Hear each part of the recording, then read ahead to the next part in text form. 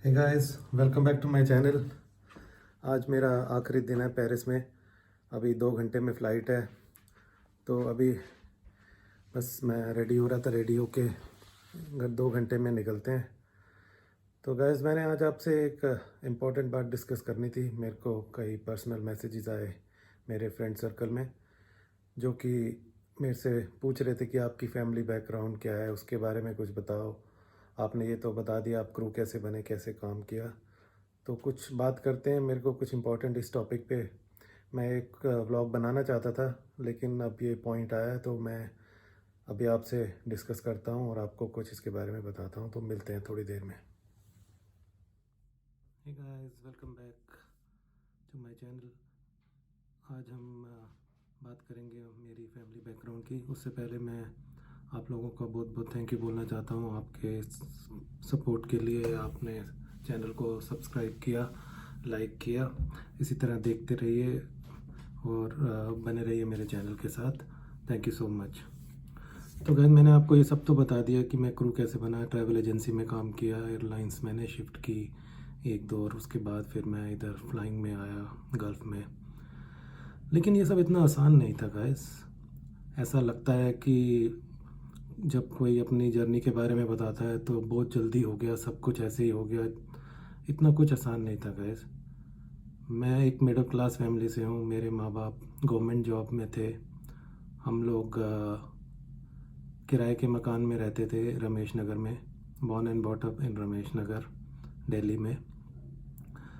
तो इतना आसान नहीं था। एक लैक ऑफ कॉन्फिडेंस था, हम लोगों के पास अपना मकान नहीं था। तो जो दिक्कतें थी वो तो थी। तो जैसे मैंने एयरलाइंस में काम किया तो साथ साथ मैंने कुछ मॉडलिंग का शुरू किया। तो उस समय इतने ज़्यादा लोग मॉडलिंग की तरफ जाते नहीं थे।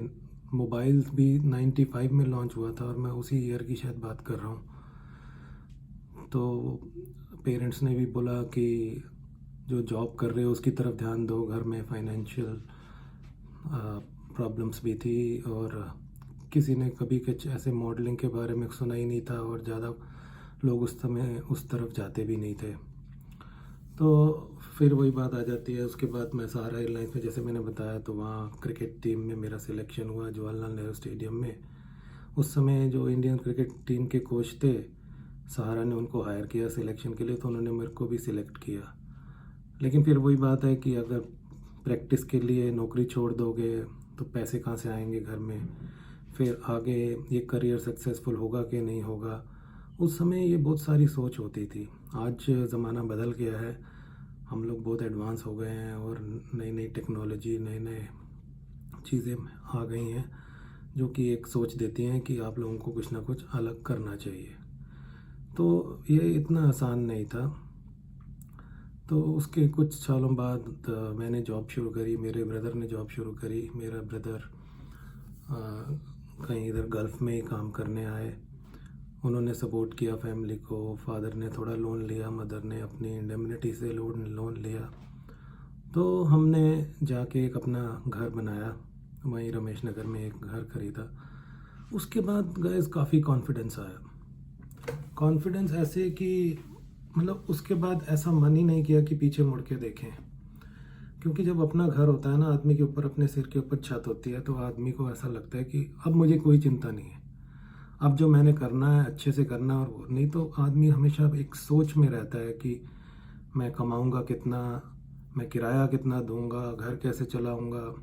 सो ये बहुत सारी चीज़ थी। तो जब हमने अपना घर लिया उसके बाद बहुत कॉन्फिडेंस लेवल हाई हुआ मेरा, मेरे ब्रदर का, मेरे फादर का। तो उसके बाद हमारी थोड़ी सिचुएशन ठीक होती गई और भगवान की दया से एक एयरलाइंस चेंज करी। फिर मेरे को यहाँ चांस लगा। तो ऐसे करते करते गाइस हमने थोड़ा थोड़ा करके बनाया और आगे बढ़े।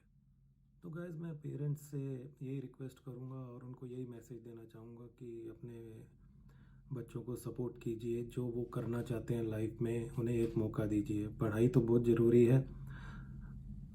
अगर आपका बच्चा पढ़ाई में एवरेज है, अगर उसकी कोई लाइन डिसाइडेड नहीं है, तो जो उसका शौक़ है, जो उसकी हॉबी है, अगर वो उसको करियर बनाना चाहता है तो आप उसको सपोर्ट कीजिए।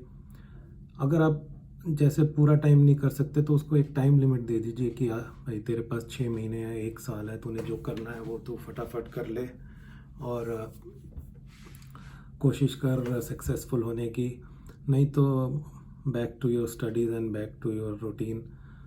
लेकिन मैं सब बच्चों से भी यही कहना चाहूँगा कि पढ़ाई बहुत ज़रूरी है। अगर आपकी एक लाइन डिसाइडेड है तो आप उस लाइन की तरफ ध्यान दीजिए, नहीं तो बेसिक तो बहुत ही ज़रूरी है। उसके बिना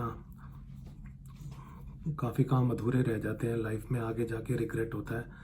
तो मन लगा के पढ़िए बच्चों, और अपने माँ बाप को सपोर्ट कीजिए। और माँ बाप से, पेरेंट्स से भी मेरी रिक्वेस्ट है कि आप भी अपने बच्चों को सपोर्ट कीजिए अगर उनको कुछ किसी लाइन में जाना है। पहले कहते थे खेलोगे कूदोगे होगे ख़राब, पढ़ोगे लिखोगे बनोगे नवाब। अब ये सब चीज़ें नहीं है गाइस। अब जहाँ पे किसी की कोई अच्छी लाइन मिलती है, कोई स्पोर्ट्स में जाना जाता है या किसी की ड्राइंग में इंटरेस्ट है, फोटोग्राफी में इंटरेस्ट है, तो उसको वो अपना कैरियर सिलेक्ट कर सकता है और उस करियर में आगे बढ़ सकता है। तो इसीलिए मेरी ये रिक्वेस्ट है पेरेंट्स से कि सपोर्ट कीजिए बच्चों को, और बच्चे भी ध्यान रखें पेरेंट्स का कि वो क्या चाहते हैं। तो एक दूसरे के साथ मिलजुल कर ही काम होता है।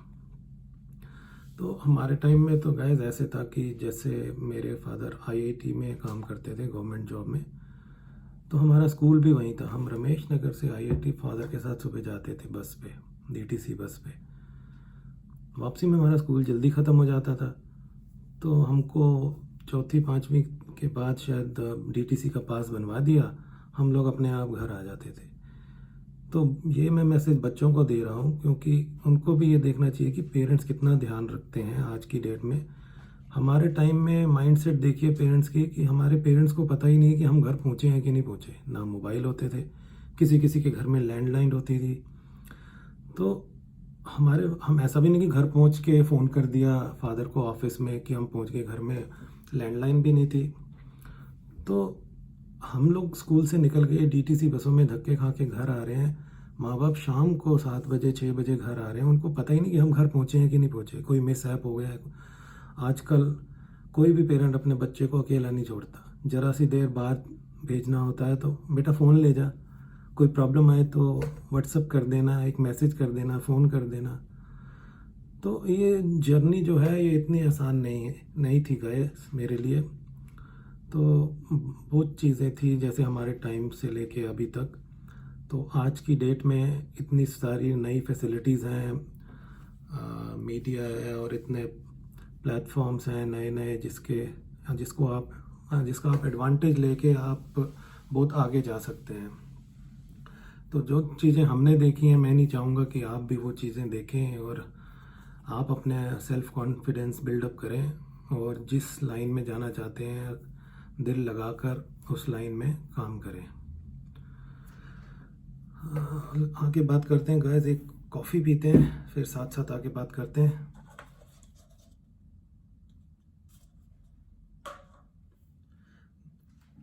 तो गाइस इतनी आसान नहीं थी जर्नी। मेरे पेरेंट्स ने मुझे बहुत सपोर्ट किया।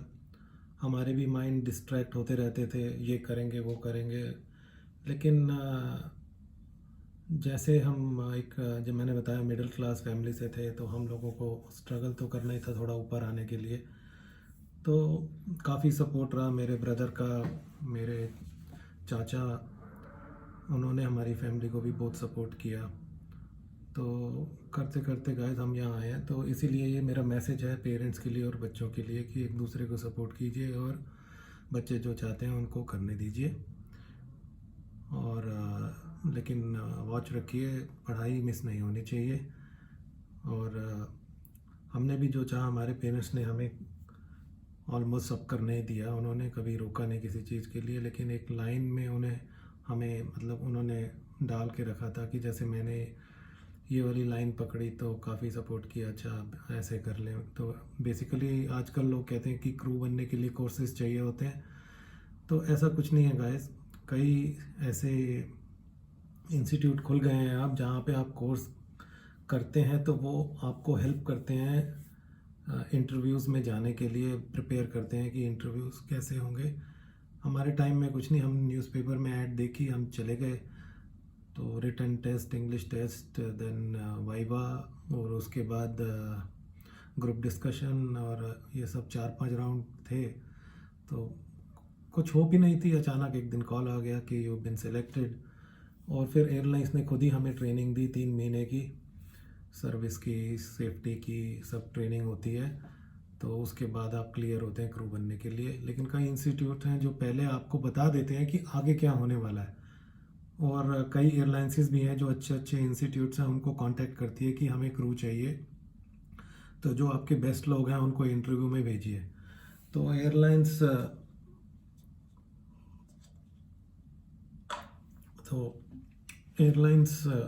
उनको कांटेक्ट करके इंटरव्यू, अपने शेड्यूल जो होते हैं उनको बता देती है। तो ऐसे भी हो जाता है। तो लेकिन जो भी काम कीजिए मन लगा के कीजिए, और किसी भी चीज़ से डरिए मत। बस लाइफ बहुत बढ़िया है, ऐसा नहीं है कि अगले 2-4 साल में कुछ अलग सा करिश्मा हो जाएगा और एकदम कोई अमीर बन जाएगा या कुछ। लाइफ आपको बहुत कुछ सिखाती है।